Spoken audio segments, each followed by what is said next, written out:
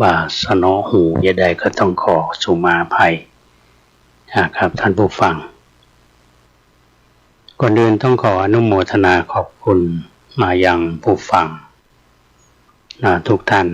อันมีครูบาอาจารย์พระสังฆาธิการหลายวัดที่สละเวลาฟังรายการนี้พร้อมกับขอแนะนำและขอให้กำลังใจมาโดยดีก็ต้องขอบคุณแต่ขออนุโมทนากับญาติโยมที่ติดตามรับฟังรายการทางที่ฟังทางคลื่นของ 92.25 แล้วก็ฟังทาง 104.50 เมกะเฮิรตซ์ที่ท่านพระครูสมุวิศวัตรวรกิจโจท่านผู้อำนวยการสถานีก็ได้เมตตาลิงก์รายการให้ท่านผู้ฟังได้รับฟังกันชนใดที่คลื่นของ 92.25 ไปถึง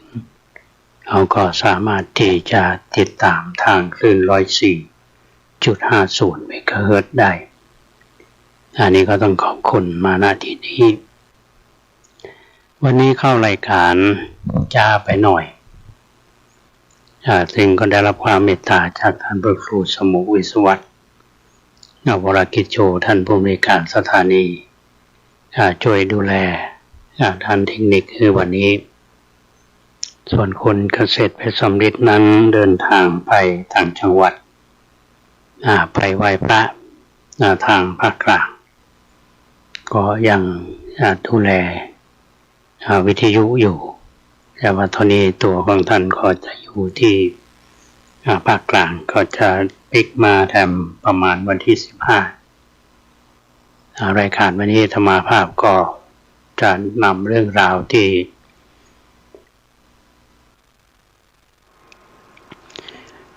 ควรแก่การรับรู้รับทราบ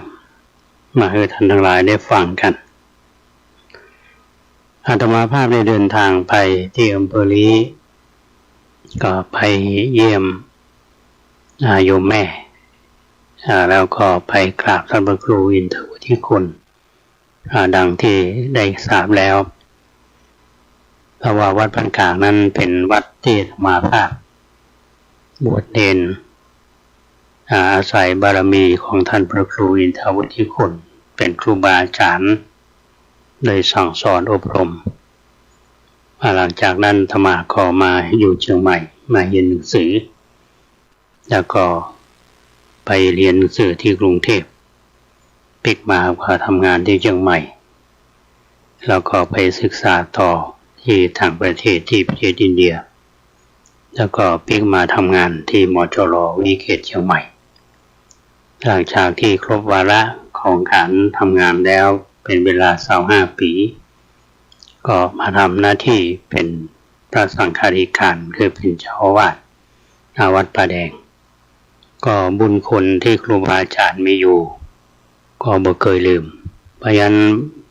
ช่วงเวลาที่โอกาสอันเหมาะสมอย่างวันขึ้นปีใหม่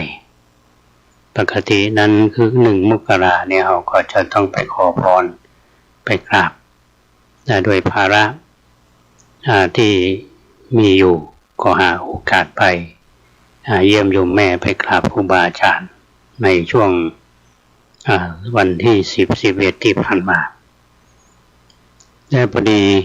ก็ประจวบเหมาะกับที่ไป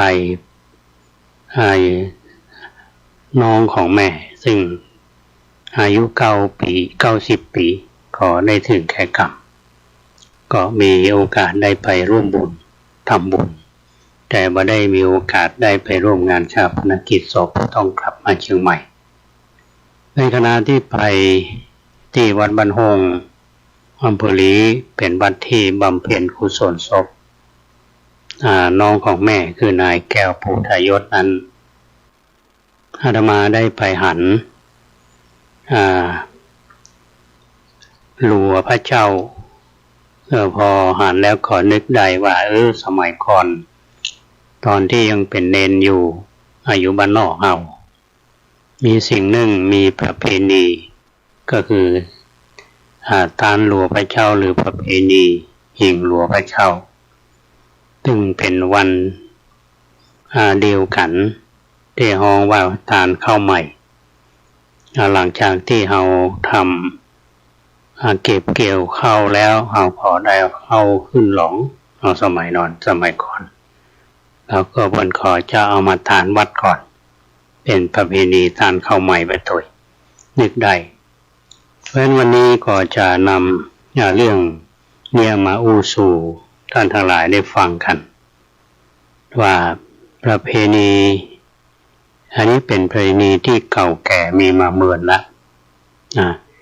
เรียกว่าทานหลัวพระเจ้าหรือประเพณีทานหลัวหิ่งไฟพระเจ้าเนี่ยในเมืองนี่คงว่ามีวันไหนละท่านผู้ฟังนะแต่ทางในรอบนอกเข้าไปอย่างที่อาตมาไปอำเภอลีก็ไปหันเป็นกำลังจะเตรียมเป็นเตรียมหลัวไว้ละ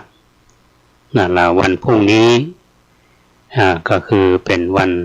เดือน4เพ็ญเป็นวันทานข้าวใหม่หรือประเพณีข้าวจี่ข้าวหลามที่เราได้ทราบประเพณีที่เป็นทำกันมาดั้งเดิมเรียกว่าประเพณีทานหลัวหรือหิ่งพระเจ้าเนี่ยเป็นการที่เอาหลัวมาเผาเพื่อที่จะให้พระพุทธเจ้าได้ผิงไฟก็จัดอยู่ในช่วงของเดือนบางทีก็ธันวาคมบางทีก็มกราคมอย่างวันพรุ่งนี้วันที่13มกราคมก็เป็นวันเดือนเพ็ญก็เรียกว่าวันขึ้น15ค่ำซึ่งช่วงนี้มันก็เป็นบรรยากาศที่มีอากาศหนาวเนาะที่อำเภอลีก็หนาวตะวันเนี่ยนะก็คิดว่าทางเชียงใหม่เราก็หนาวนักแข่เหมือนกันช่วงนี้มันเป็นที่ประเพณีที่เราชาวพุทธโดยเฉพาะในล้านนาไทยเราเนี่ยนะมีความเชื่อว่าพระพุทธเจ้าหรือพุทธรูปที่อยู่ในวิหารเนี่ยก็มีความรู้สึกหนาวเหมือนกันคนกับคนเฮาก็ไปหาหลัวมาจุดเผาไฟให้เปิ้นได้อบอุ่นประเพณีมันสมัยก่อนนี้เราน่าจะสอดคล้องกับเรื่องของธรรมชาติแต่เมื่อก่อนนี้น่าจะหนาวอย่างเดือนยี่เพ็ญมันก็หนาวเนาะถัดมาดังนี้มันก็หนาวแต่ปัจจุบันนี้หนาวพ่องบ่หนาวพ่องก็ขึ้นอยู่กับสภาพอากาศทีนี้พี่น้องที่อยู่เป็นคนเมืองเขาก็เข้าใจนะว่าคำว่าหลัวเนี่ยหมายถึงอะไรยังคำว่าหิ่งนี่หมายถึงอะไรยังและคำว่าพระเจ้าเนี่ยหมายถึงอะไรยัง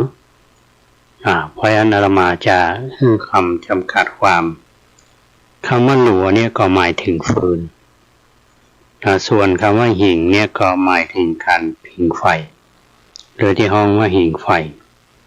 คำว่าพระเจ้าในที่นี้หมายถึงองค์พระสัมมาสัมพุทธเจ้าประเพณีทานหลัวหิ่งพระเจ้าเนี่ยมีการปฏิบัติสืบมาแพร่หลายในล้านนาไทยเฮาในปัจจุบันนี้อย่างที่ได้ข่าวถึงก็จะมีบางที่แห่งอย่างในอำเภอรอบนอกเฮาเชียงใหม่เฮาก็คงน่าจะมีแถวอำเภอแม่แจ่มน่าจะยังมีอยู่อย่างประเพณีเนี่ยอันหนึ่งที่เพิ่นจะนิยมกันสมัยก่อนเนี่ยนะส่วนใหญ่เฮาก็ยะนากันยะนาก็ต้องมีข้าวมีข้าวเปลือกข้าวสารจะมีประเพณีอันหนึ่งเรียกว่าตานข้าวล้นบาตรตานข้าวล้นบาตรนี่คือตานข้าวใหม่ที่แก่วัดควบคู่กันไปกับประเพณีหิ่งหลัวพระเจ้าทีนี้บางแห่งนะท่านผู้ฟัง ที่เพื่อนเอาเข้าไปตานเนี่ยบางแห่งนี้จะเป็นข้าวเปลือกเนาะบางแห่งก็จะเป็นข้าวสารอย่างปัจจุบันนี้น่าจะเป็นข้าวสารมากกว่าแต่ว่าประเพณีทานข้าวล้นบาตรเนี่ยก็คงจะมีอยู่นะ แต่จะนักจะน้อยนั่นก็ขึ้นอยู่กับบ้านประเพณีของแต่ละบ้านหรือว่ายังสืบทอดกันมาอยู่ก่อนทีนี้หลายท่านนี่จะสงสัยว่าลัวหรือฟืนที่เอามาจะเอาไม้ประเภทใดจากประสบการณ์ของอาตมาตั้งแต่เป็นเด็กน้อยเนี่ยเพิ่นใช้ไม้จี้นะไม้จี้อย่างอำเภอเมืองเรานี่จะมีวัดหนึ่งนะวัดป่าจิเนี่ยอยู่ตำบลแม่เหียเนี่ยนะวัดป่าจิคำว่าป่าจี้นี่เป็นชื่อของไม้จี้หรือสมัยที่อาตมาเป็นเนรเนี่ยมีพระธุดงค์มาอยู่มาปฏิบัติอยู่เปิ้นเจ้าห้องไม้จี้นี่ห้องไม้โกนถาเปิ้นใจทำมาอย่างเปิ้นใจทำไม้สีฟันแบ่งเป็นไม้สีฟันแต่ว่าตรงนี้ท่านก็ยังใช้ไม้นี่อยู่แต่ส่วนไม้อื่นๆนี่เปิ้นก็นิยมกันเหมือนกันนอกจากไม้จี้แล้วก็จะมีไม้โจกไม้โจกนี่เป็นกำเมืองมันเป็นไม้เนื้อแข็งหรือภาคกลางเนี่ยห้องว่าไม้สะเคราะห์หรือท่านที่ได้แปลหนังสือในธรรมบทเนี่ยมันจะมีหมีกับไม้สะเคราะห์หมู่ครูบาอาจารย์ที่เรียนบาลีมาเนี่ยในเขาแปลหนังสือมันจะมีกับไม้สะเคราะห์เป็นไม้สะเคราะห์หรือไม้โจกนี่ก็เป็นไม้เนื้อแข็งแล้วก็ไม้บะขามทีนี้วิธีการขั้นตอนเนี่ยอย่างที่อาตมาได้พูดเนี่ยตอนต้นว่าเพื่อนเอาลัวเนี่ยมาสุ่มกันพออย่างวันพุธเมื่อเช้าเนี่ยวันพุธเมื่อเช้านี่จะเป็นเดือนสี่เป่งเนาะปัญจมาวัดเช้านะแล้วก็เปิดวิหารแล้วก็จุดหิ่งหลวงพระเจ้าส่วนใหญ่เนี่ยตุหลวงจะเป็นผู้คนจุดเพื่อให้ไฟส่องไปถึงหน้าพระเจ้าจะเรียกว่าเป็นควงแก้วทั้งสามเพื่อที่จะทำให้พระเจ้าให้ได้อบอุ่นตรงนี้ถ้ามองในเชิงวิทยาศาสตร์เราก็บอกว่าอาจจะบางยุคใหม่เนี่ยเขาอาจจะบอกว่างมงายแต่ถ้ามองในบริบทในสมัยก่อนเนาะภาวะอากาศหนาวคนไปวัดเจ้าเนี่ยก็ต้องหิ่งไฟหิ่งไฟพระเจ้าก็เป็นนโยบายอันหนึ่งก็คือว่าเปิดวิหารศรัทธาขอไปนั่งหิ่งไฟในขณะเดียวกันก็จุดไฟเนี่ยบูชาพระเจ้าก็คือบูชาพระพุทธรูปเพื่ออย่างพ่อเฮาน้อมรำลึกถึงพระคุณของท่านอันนี้เป็นประเพณีอาตมาจะเล่าโดยย่อๆท่านทั้งหลายได้ฟังกันเพราะเชื่อเหลือเกินว่าวันพรุ่งนี้หรือวันนี้นะก็มีญาติโยมอาตมาจากอำเภอลีที่วัดบ้านกลางเนี่ยเมื่อเช้านี่จะมีเอาศรัทธามาตานขันเข้าหลับมาตานเข้าใหม่มาอันหนึ่งที่ขาดไม่ได้ก็คือข้าวหลามนำมาตานกันพองละแล้ววันพรุ่งนี้ก็จะมีส่วนการยิงหลวงพระเจ้าเนี่ยก็จะมีอยู่หลายวัดที่รักษาประเพณีเอาไว้อันนี้ก็เล่าให้ท่านทั้งหลายได้ฟังกันเป็นประเพณีดั้งเดิมที่เราได้สืบกันมาโดยสาระสำคัญเนี่ยท่านผู้ฟังอาจารย์ได้ว่าเมื่อดินสี่เป่งมาถึงเราในฐานะที่เป็นชาวพุทธเราก็คำนึงถึงประเพณีที่สืบกันมาในสาระของประเพณีที่มีอยู่เนี่ยเราจะมองหันว่าเราชาวพุทธเมื่อเรามามีวิถีชีวิตหรือชุมชนเรานี่มีความเกี่ยวข้องกับวัดวางั้นกิจกรรมที่เกิดขึ้นนี่ก็เอื้อกันถ้าประเพณีอันหนึ่งที่มีก็คือว่าตานขันเข้าก็คือการทำบุญอุทิศส่วนกุศลอุทิศส่วนกุศลไปให้ไผ่ไปให้พ่ออุ้ยแม่อุ้ยพ่อแม่ ญาติพี่น้องที่ได้ล่วงลับไปอันนี้ก็เป็นการแสดงความกตัญญูกตเวทีต่อผู้ที่ล่วงลับไปแล้วยุคเฮานี่เฮาก็ยังทำอยู่ตามขันเข้าฮือพ่ออุ้ยแม่อุ้ยก็พาลูกพาหลานไปหรือว่าเขามีส่วนร่วมการที่เฮาจัดเตรียมอาหารเนี่ยเขาเรียกว่าดาพาขันเข้าเนี่ยจะต้องประกอบไปด้วยอย่างพ้องมันก็มีดอกไม้ธูปเทียน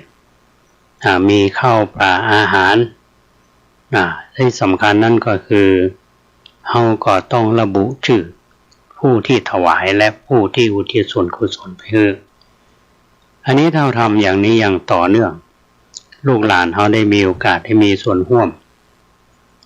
พ่อแม่ทานหาพ่ออุ้ยแม่อุ้ยลูกมันก็หันพ่อหันแม่ทำแต่ถ้าว่ายุคเฮาเนี่ยเฮามาทำเป็นตัวอย่างเขาลูกก็บ่มีส่วน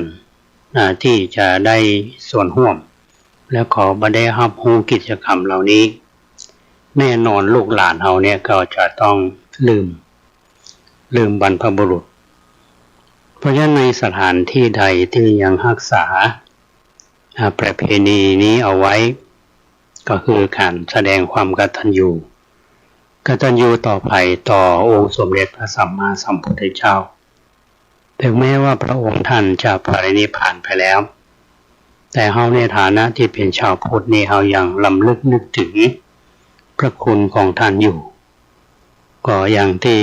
เฮาทราบกันพระพุทธเจ้ามีพระมหากรุณาธิคุณมีพระบริสุทธิคุณมีพระปัญญาคุณดังที่เฮาไหว้คำไหว้อย่างเฮาตั้งนะโมเนี่ยจะบอกว่านะโมตัสสะภะคะวะโตอะระหะโตสัมมาสัมพุทธัสสะเฮาก็ว่ากันแต่ถ้าเราจะไปดูศัพท์แล้วเนี่ยอย่างนะโมแปลว่าความนอบน้อมอัตถุจงมีภะคะวะโตแด่พระผู้มีพระภาคเจ้าอะระหะโตเป็นผู้เป็นไกลจากกิเลสสัมมาสัมพุทธัสสะเป็นผู้ตรัสรู้โดยชอบด้วยพระองค์เองภะคะวะโตนั่นก็คือพระมหากรุณาธิคุณอะระหะโตคือพระบริสุทธิคุณสัมมาสัมพุทธัสสะก็คือพระปัญญาคุณตราบใดถ้าเรายังน้อมรำลึกถึงพระองค์ท่านอยู่ในเชิงของการปฏิบัติลักษณะนี้เราเท่ากับเราบูชาพระคุณของพระพุทธเจ้าแล้วเราได้ไปทำบุญอุทิศส่วนกุศลถึงพ่ออุ้ยแม่อุ้ยพ่อแม่ญาติพี่น้องแล้วเราก็เป็นผู้ที่มีความกตัญญูต่อท่านเหล่านั้นลูกคุณเราขอทำตามก็เกิดความสามัคคีในระหว่างครอบครัวญาติพี่น้องลูกหลานทำกิจกรรมร่วมกันทีนี้ที่เราได้ในกิจกรรมเหล่านี้อันนี้ก็เล่าสู่ท่านทั้งหลายได้ฟังกันเรื่องประเพณีหิ่งหลวงพระเจ้าหรือตันข้าวใหม่ซึ่งเป็นประเพณีดั้งเดิมที่เปิ้นปฏิบัติกันมาถึงแม้ว่านายเฮาในอำเภอเมืองเฮานี่ก็จะมีอาจจะเหลืออยู่บางท่านอาจจะเอาข้าวสารที่เป็นถุงแล้วไปถวายก็บ่ได้ผิดได้อย่างบ่ได้ผิดประเพณีอย่างเอาข้าวสารไปถวายแล้วก็ไปทำบุญอุทิศส่วนกุศลก็จะอยู่ในเชื่อมโยงคุณธรรมที่เราได้กล่าวมาอันนี้เป็นเรื่องที่เราท่านทั้งหลายได้ปฏิบัติกันมาอยู่แล้วทีนี้แม่อันหนึ่งท่านผู้ฟังที่เราจะควรจะน้อมรำลึกถึงโดยเฉพาะในร่างคุณธรรมด้านจิตใจเราเนี่ยเป็นเรื่องสำคัญนะคือความละเอียดอ่อนของจิตใจของคนเราเนี่ยนะครับ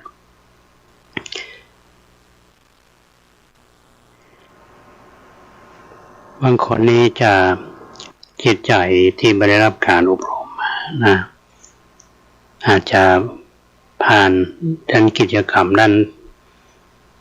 ผ่านทางพฤติกรรมด้านทางกายเขาก็ดีคำอู้ก็ดี แม้แต่จิตใจที่แสดงออกมาเนี่ยใจเฮามันใส่สั่งฮึกึดก่อนแล้วก็สั่งฮึอูแล้วส่งผ่านมาถึงการกระทำนะเราจะเห็นได้ว่าคนเฮานี่มันมีอยู่ด้วยกันไปเมินมันจะรู้ว่าคนนั้นมีจิตใจเป็นอย่างไรนะเขาเปรียบเหมือนกับ เส้นต่างเดินของเราทุกวันนี้ท่านผู้ฟังว่าเราก็มีเส้นต่างที่บ่เหมือนกันบางทีก็สั้นพ่องยาวพ่องตรงพ่องคดเคี้ยวพ่องบางแห่งมันก็ผ่านภูเขาสูงบางแห่งเขาก็ต้องผ่านทะเลลึกอย่างเงี้ยหรือบางแห่งเขาจะต้องเดินทางผ่านทะเลทรายอันแสนไกลแล้วก็ทุรกันดารเหมือนเส้นทางของพระสังฆำจังเนี่ยท่านเดินทางไปแสวงหาพระไตรปิฎกที่เอาอ่านหรือว่าเอาดูหนังเรื่องไซอิ๋วเนี่ยนะคนทางกายอย่างใดเพื่อก็บรรลุจุดมุ่งหมายเพราะทางเดินของคนที่เป็นเส้นสัญจรเนี่ยของมนุษย์เฮาเนี่ยหรือว่าสัตว์มันมีจุดมุ่งหมายบางทีมันจะคดจะเกี้ยวจะได้มันก็อาจจะถึงอยู่นะแต่ว่าหนทางทางด้านจิตใจของคนเฮาเนี่ยมองตรงไหนมองตรงเรื่องของแนวประพฤติปฏิบัติในชีวิตจริงของคนเนี่ยอันไหนที่ปฏิบัติถูกต้องอันไหนที่ถูกต้องทีนี้บางทีก็เดินเส้นทางที่เรียกว่านอกเส้นทางบางทีก็เดินทางสายกลางบางทีก็เดินเส้นทางอันที่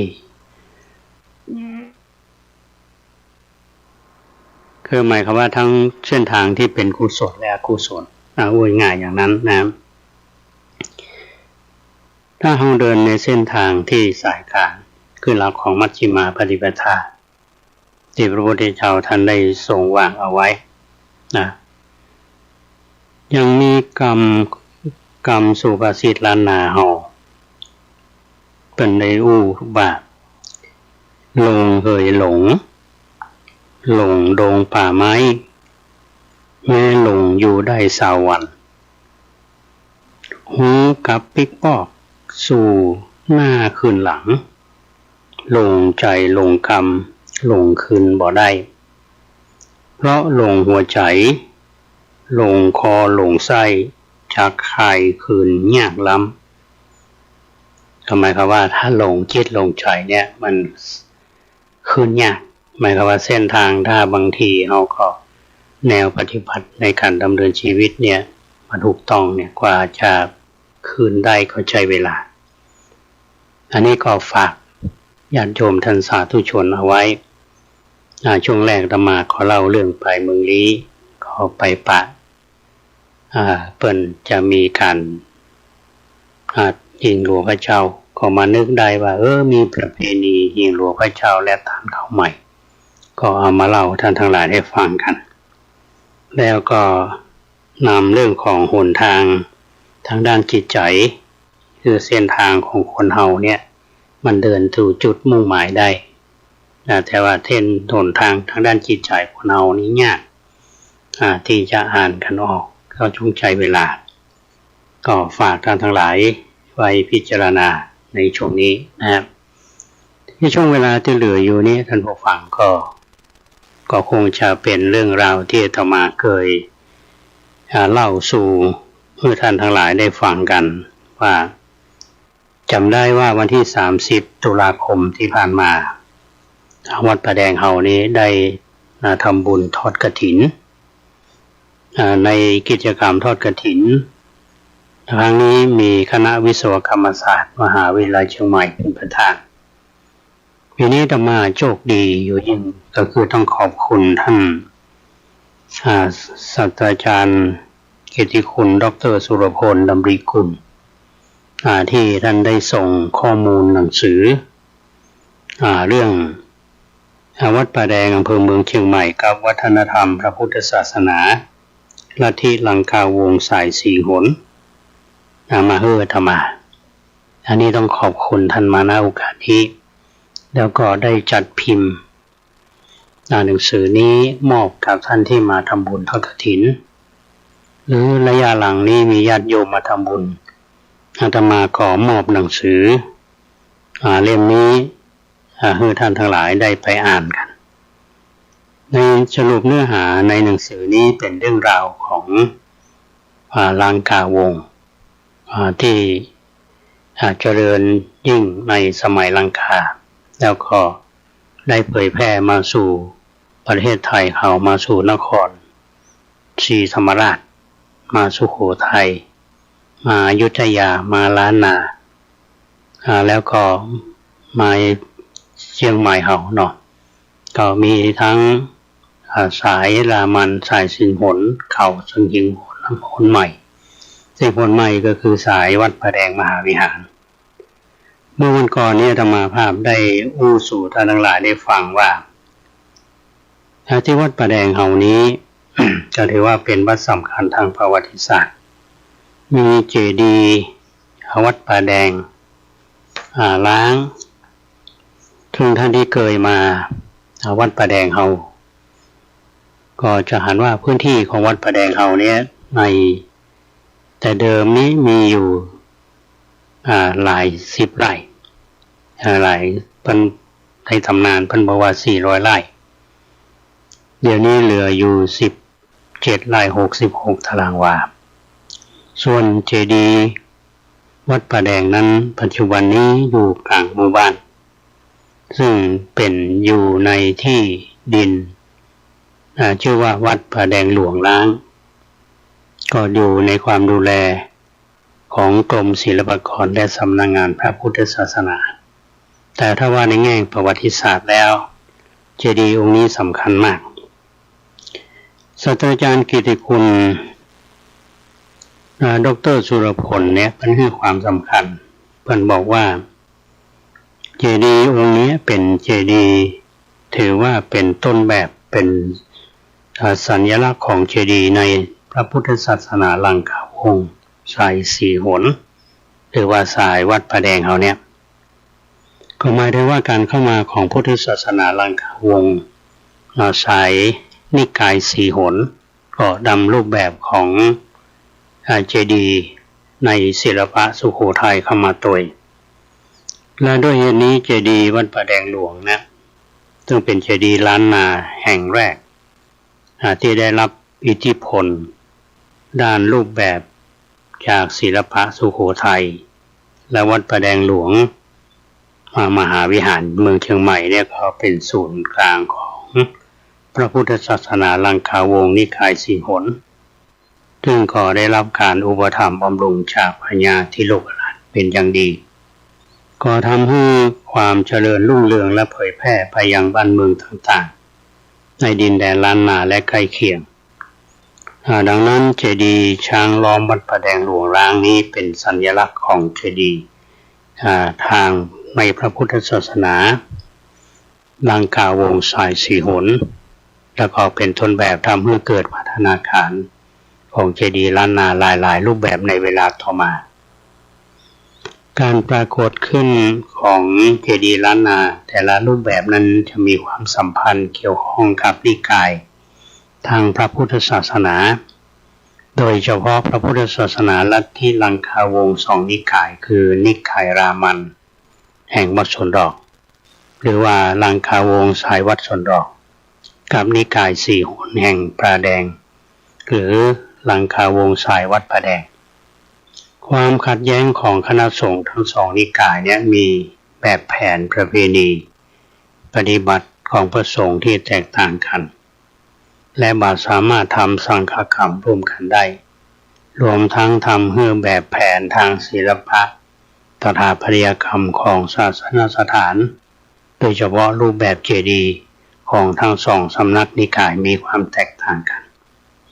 เพื่อแสดงถึงอัตลักษณ์ความถูกต้องชอบธรรมของกลุ่มชนปัจจุบันนี้ร่องรอยของความขัดแย้งดังกล่าวนี้ยังคงปรากฏชัดเจนอยู่ตามเมืองต่างๆและดินแดนใกล้เคียงในเมืองจิงตุงรัฐฉานประเทศพม่า ในอดีตนั้นเมืองที่มีความสัมพันธ์ใกล้ชิดกับในราชวงศ์บางรายได้รับอิทธิพลพระพุทธศาสนาจากล้านนาจึงปรากฏศิลปะสถาปัตยกรรมล้านนาและวัดในพระพุทธศาสนาลังกาวงสายสนดอกกับสายวัดป่าแดงอย่างชัดเจนที่วัดป่าแดงในเมืองเชียงตุงได้สร้างขึ้นในพ.ศ. 1987เพื่อถวายพระสมจิตเถระที่มาเผยแผ่พุทธศาสนาลังกาวงนิกายป่าแดงในเมืองเชียงตุงพระธาตุเจดีย์วัดป่าแดงแม้จะได้รับการซ่อมแซมส่วนฐานเล็กน้อยเป็นศิลปะแบบพม่าแต่โดยภาพรวมแล้วยังมีลักษณะเป็นเจดีย์ทรงปราสาทยอดระฆังขมซึ่งมีแบบแผนลวดบัวลักษณะเดียวกันกับวัดป่าแดงหลวงเมืองเชียงใหม่จึงฮ้องกันว่าเจดีย์ทรงปราสาทยอดระฆังเมืองเชียงตุงสายวัดป่าแดงซึ่งคาดว่าตั้งแต่เดิมมีช้างล้อมประดับที่ส่วนฐานรูปแบบของเจดีย์ลักษณะดังกล่าวนี้ยังปรากฏพบในวัดพระพุทธศาสนาต่างกล่าววงสายวัดป่าแดงหลายแห่งที่วัดยางคำวัดเชียงแลวัดหัวควงและวัดเชียงงามเป็นต้นหลักฐานที่เมืองเชียงตุงที่กล่าวมาเนี่ยก็แสดงให้เห็นว่าความชัดขัดแย้งของคณะสงฆ์ลังกาของสำนักวัดสนดอกกับทรายกับวัดป่าแดงเฮานี้ยังมีอยู่โดยเฉพาะรูปแบบของเจดีย์ที่ปรากฏในวัดของทั้งสองสำนักที่เชียงตุงเขามีความแตกต่างกันอันนี้เป็นเรื่องราวที่ท่านศาสตราจารย์เกียรติคุณสุรพลท่านได้บันทึกไว้ในหนังสือเล่มนี้นะครับนอกจากนั้นท่านยังได้กล่าวถึงพัฒนาการของเจดีย์ล้านนาในสายวัดป่าแดงส่วนจะมีที่ไหนพ้องในเมืองเชียงใหม่เฮานี้หรือว่าที่เชียงตุงเนี่ยเป็นลักษณะจะใดในเมืองเชียงใหม่เฮามีวัดไหนพ้องที่สำคัญที่เราทั้งหลายสามารถที่จะไปศึกษาเรียนรู้ได้อาตมาภาพก็จะนำมาเล่าสู่ท่านทั้งหลายฟังในโอกาสต่อไปอันนี้เป็นศิลปะเรื่องศิลปะแบบสุโขทัยนักวิชาการหลายๆท่านเนี่ยท่านได้แสดงความคิดเห็นว่าลังกาวงจากนั้นศิลปะอย่างเจดีย์เนี่ยอย่างวัดที่นครศรีธรรมราชก็แตกต่างกันและถ้าทั้งคำถามว่าศิลปะสุโขทัยที่มาจากเจดีย์ที่วัดป่าแดงหลวงเนี่ยได้รับอิทธิพลเพราะอะไรอย่างอันนี้เป็นประเด็นสำคัญเอาขอมาเล่าสู่กันฟังในโอกาสหน้าในช่วงเวลาที่เหลืออยู่เนี่ยท่านผู้ฟังก็ขอให้เป็นข่าวเนาะข่าวสำคัญของคณะสงฆ์ซึ่งอาตมาได้รับคำแนะนำจากผู้เฒ่าเนาะท่านศาสตราจารย์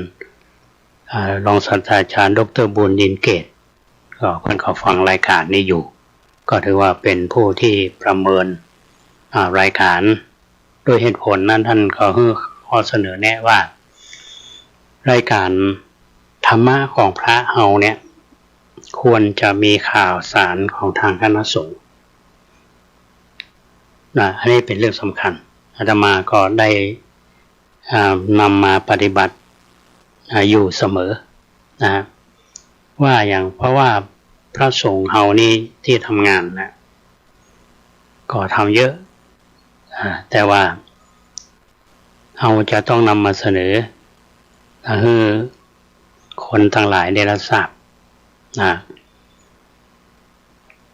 อย่างข่าวสารของทางคณะสงฆ์หรือว่าทางเกี่ยวกับการศึกษาเนี่ยก็เป็นเรื่องสำคัญอาตมาภาพได้ทราบข้อมูลมาว่าวันนี้ซึ่งทางมหาวิทยาลัยมหาจุฬาลงกรณราชวิทยาลัยวิเขตเชียงใหม่เฮาเนี่ย นอกจากจะได้มีการสอนในเชิงของวิชาการแล้วเนี่ยในภาคปฏิบัติโดยเฉพาะหัวใจของการปฏิบัติเนี่ยก็คือการปฏิบัติกรรมฐานอันนี้เป็นส่วนสำคัญยิ่งนะทางมจร.วิเขตเชียงใหม่จัดปฏิบัติกรรมฐานประจำปี2567เนาะก็จะได้นำนิสิตทุกชั้นปีไปปฏิบัติที่มจร.วิทยาเขตเชียงใหม่ที่โป่งกุ่มอำเภอดอยสะเก็ดก็จะเริ่มตั้งแต่วันที่14มกราคม2568จนถึงวันที่25มกราคม2568เมื่อก่อนนี้เราจะนำนิสิตไปปฏิบัติแยกกันไปวัดตูนผ่องวัดนี้ผ่องก็ได้รับความเมตตาจากคณะสงฆ์มาด้วยดีและอย่างหลังนี้มหาวิทยาลัยมหาจุฬาลงกรณราชวิทยาลัยวิเขตเชียงใหม่เรามีสถานที่ซึ่งเมื่อวันก่อนทางผู้บริหารส่วนกลางเราผู้บริหารในส่วนของวิทยาเขตนี่เราก็จัดทำบุญครบรอบวันสถาปนา40ปีที่มจร.โป่งกุ่มก็มีการเปิดป้ายมหาวิทยาลัยดังนั้นเราจะได้ใช้สถานที่นี้ให้เกิดคุณค่าให้เกิดประโยชน์มากที่สุดเพราะฉะนั้นญาติโยมท่านสาธุชนทั้งหลายที่ได้รับคำเชิญชวนก็ดีได้ทราบจากสื่อก็ดีการที่พระนิสิตจะไปปฏิบัติธรรมก็มีกิจกรรมตั้งแต่เช้าจนถึง3 ทุ่มที่มีสิ่งหนึ่งที่เราจะช่วยกันก็คือเป็นเจ้าภาพถวายภัตตาหารทั้งเช้าทั้งเพจน้ำปานะท่านก็สามารถติดต่อได้ที่มจร.วิเขตเชียงใหม่จะติดต่อที่วัดสวนดอกก็ได้อยู่เนาะถ้าอยู่ในเมืองก็ติดต่อที่อาคารสำนักงานที่วัดสวนดอกหรือท่านจะไปที่มจร.วิทยาเขตที่โป่งกุ่มอำเภอดอยสะเก็ดก็ได้เนาะอันนี้ก็เป็นเรื่องที่เรามาภาพขอได้ประชาสัมพันธ์ช่วยมหาวิทยาลัยแห่งหนึ่งอันนี้ก็เป็นเรื่องที่เราท่านทั้งหลายมีความเต็มอกเต็มใจในอันที่จะสนับสนุนกิจกรรมของมหาวิทยาลัยอย่าไปลืมกันแล้วกันเนาะตั้งแต่วันที่14มกราคม2568ถึงวันที่25มกราคม2568นิสิตมจร.ปฏิบัติธรรมหรือว่าปฏิบัติกรรมฐานที่มจร.โป่งกุ่มอำเภอดอยสะเก็ดแถมข่าวหนึ่งท่านผู้ฟังก็คือข่าวการพิธีพระราชทานเพลิงศพท่านพระครูวิรุณธรรมวัฒน์ทองชุ่มคุตธรรมโมอายุ76 ปีพรรษา55อดีตเจ้าวาดวัดควรคาม้าตำบลศรีภูมิอำเภอเมืองจังหวัดเชียงใหม่ก็งานเพิ่นก็จะเริ่มตั้งแต่วันที่13 14 15ส่วนวันที่16นั้นก็จะเป็นวันที่พิธีพระราชทานเพลิงศพแต่ละวันตั้งแต่วันที่13เป็นต้นมาก็จะมีกิจกรรมก็จะมีการทำบุญตักบาตรมีทักษิณานุปทานทุกวันอันนี้ญาติโยมที่รู้จักมาคุณกับท่านพระครูวิรุณธรรมวัฒน์หรือผู้ครูบาอาจารย์ที่เคารพนับถือเขาก็ไปร่วมบุญกันในส่วนของวันที่16นั้นเที่ยงเกิงพิธีทักษิณานุปทานพระสงฆ์จำนวน50 รูปสวดพุทธมนต์ธรรมนิยามสูตร 15:30 น.ตั้งขบวนเคลื่อนสรีระสู่สุสานายาจะใช้เวลาประมาณ2 ชั่วโมง 30 นาทีเวลา 18 นาฬิกาพิธีทอดผ้าไตรบังสุกุลจำนวน50 ชุดต่อจากนั้นก็จะมีพิธีพระราชทานเพลิงศพอันนี้ก็ถ้าท่านที่จะร่วมกันเป็นเจ้าภาพบูชาผ้าไตรก็ดีร่วมเป็นเจ้าภาพใดๆเนี่ยท่านก็สามารถที่จะติดต่อสอบถามท่านพระครูปลัดเฉลิมพลสิริสุวรรณโนโทรศัพท์0844881871ที่วัดควนคาม้าอำเภอเมืองจังหวัดเชียงใหม่แถมข่าวนึ่งเป็นการอาจาริยบูชาจากที่ธรรมาภาพได้เปิ่งใบบุญของครูบาบุญมีหรือท่านพระครูวิมลบรเวทหลวงพ่อบุญมีชัยวุฒโธมาหลายปีอันนี้ท่านอาจารย์พระมหาเกษมเขมาภินันโทเจ้าวาดวัดท่าสตอยเพิ่นก็แจ้งข่าวมามีเชิญร่วมทำบุญวันมรณภาพครบ32 ปีของท่านพระครูวิมลวรเวทณวัดท่าสตอยอำเภอเมืองจังหวัดเชียงใหม่เฮาในวันศุกร์ที่ 7 มีนาคม 2568หลวงพ่อท่านถึงแก่มรณภาพไปตั้งแต่วันที่ 7 มีนาคม 2536จนถึงปีนี้ก็32 ปีละแต่คุณูปการคุณงามความดีของท่านก็ยังมีอยู่ในหัวใจของศิษยานุศิษย์ก็น้อมรำลึกถึงท่านก็ทำบุญจะฮ้องว่าวันกตัญญูกบพิษเนาะวันที่ 7เนี่ยงานก็จะเริ่ม9 โมงครึ่งพระสงฆ์ที่เขาได้รัตนามาสวดพุทธมนต์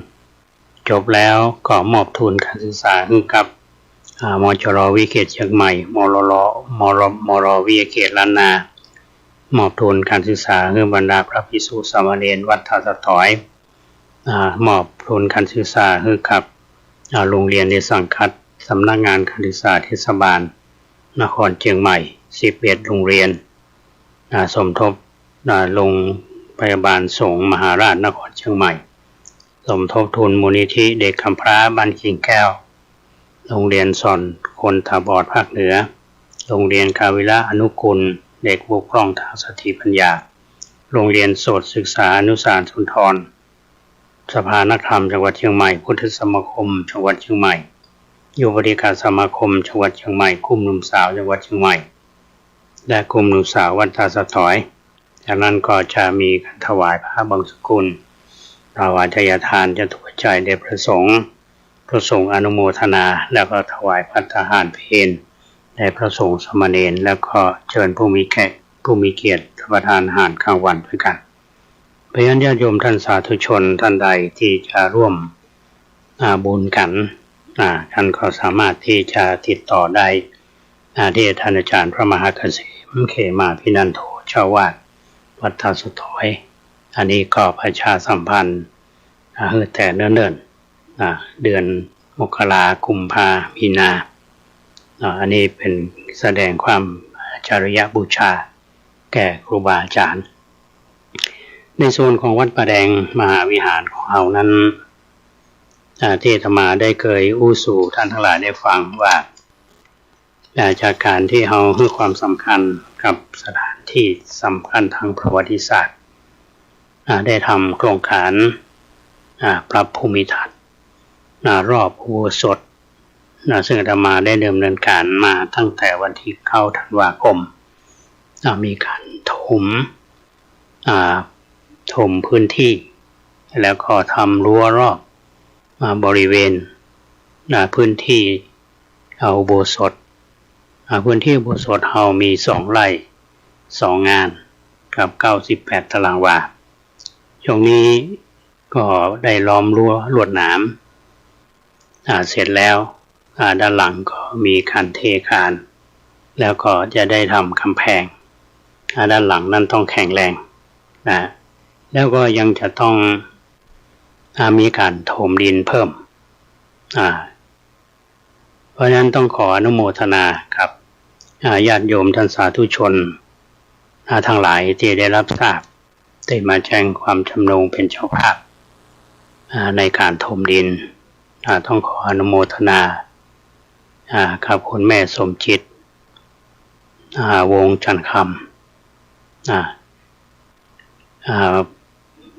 ทำบุญมา 1,000 บาทและนางสาวประวัติสอนจากสวีเดนก็รวมทำบุญมา 1,000 บาทอันนี้ก็ต้องขออนุโมทนาบุญกับทั้งสองท่านมาณโอกาสนี้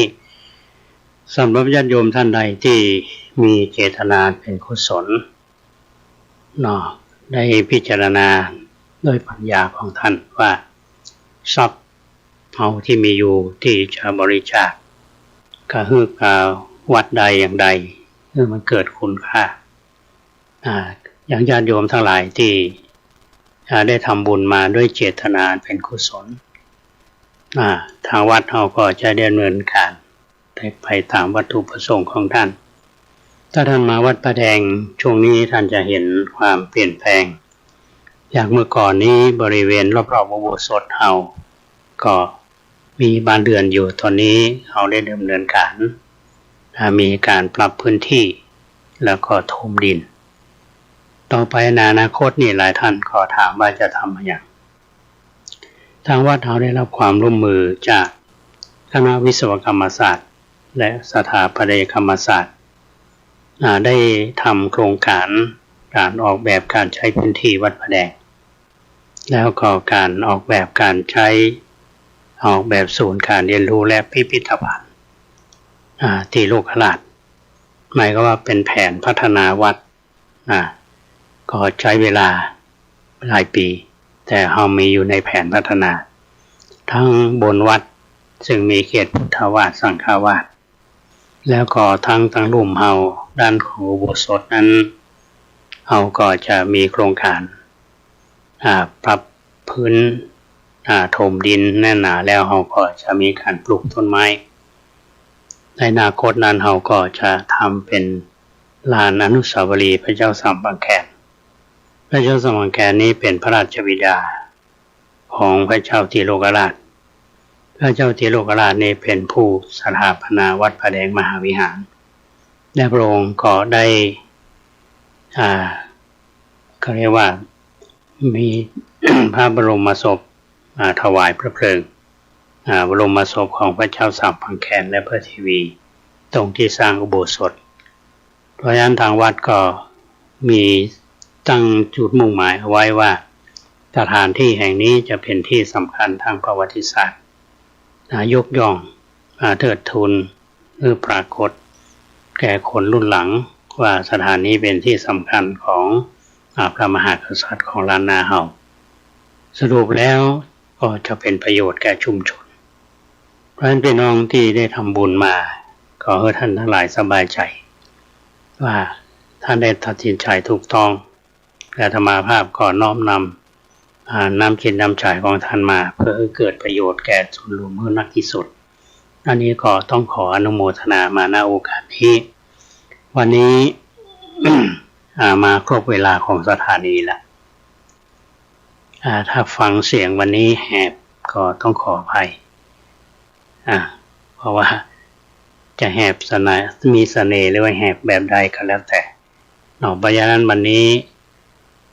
ทว่าไม่ได้พากันของพากันวันนี้ก็สรุปอยู่ใน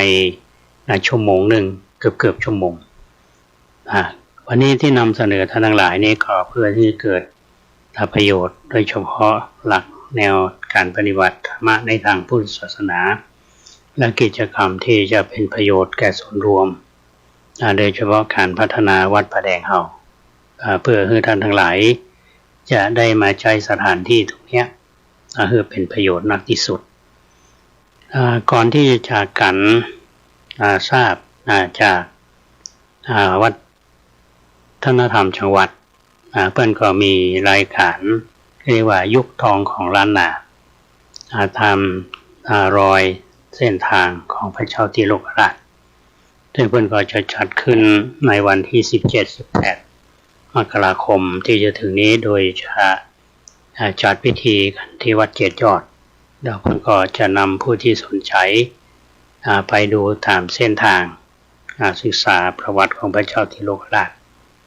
ไปฟังบรรยายที่พิพิธภัณฑ์แล้วก็ไปที่วัดลาดมนเทียนไปที่วัดเจดีย์หลวงแล้วก็มาที่วัดประแดงเฮาก็จะเป็นเวลาช่วงบ่ายประแดงเป็นสุดท้ายส่วนรายละเอียดนั้นธรรมภาพจะนำมาเสนอท่านทั้งหลายได้ฟังแถมว่าแต่ละวันก็มีกิจกรรมอย่างพ้องขอกำหนดการที่ชัดเจนจากวัฒนธรรมจังหวัดเชียงใหม่วันนี้ต้องขอบคุณผู้มีส่วนร่วมในการดำเนินรายการขอบคุณท่านพระครูสมุวิสุวัฒน์วรกิจโชท่านผู้อำนวยการสถานีวิทยุ 104.50 เมกะเฮิรตซ์ที่ลิงก์สัญญาณและดูแลด้านเทคนิคคือวันนี้ส่วนคุณเกษตรสำริดเพื่อนก็ไปแสวงบุญที่ภาคกลางแล้วอนุโมทนาบุญกับท่านผู้ฟังทุกท่านที่ติดตามรับฟังรายการของสถานีเข้ามาตลอดอนุโมทนาบุญกับทุกท่านท่านใดมีข้อเสนอแนะหรือว่าจะร่วมทำบุญประการใดท่านสามารถที่ใช้หมายเลข0818815690 วันนี้ลำลากันไปก่อนขอความสุขสวัสดีจงบังเกิดมีแก่ท่านผู้ฟังทุกท่านขอเจริญพร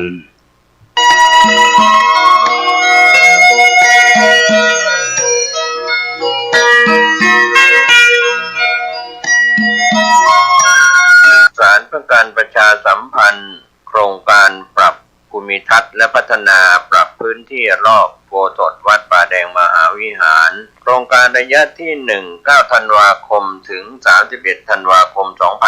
2567 ถึง 20 มกราคมถึง 21 ธันวาคม 2568 มติคณะกรรมการบริหารวัดป่าแดงมหาวิหารครั้งที่ 4/2567 ได้เห็นชอบและอนุมัติให้ดำเนินโครงการใช้เงินบริจาคและเงินสะสมของวัดเพื่อพัฒนา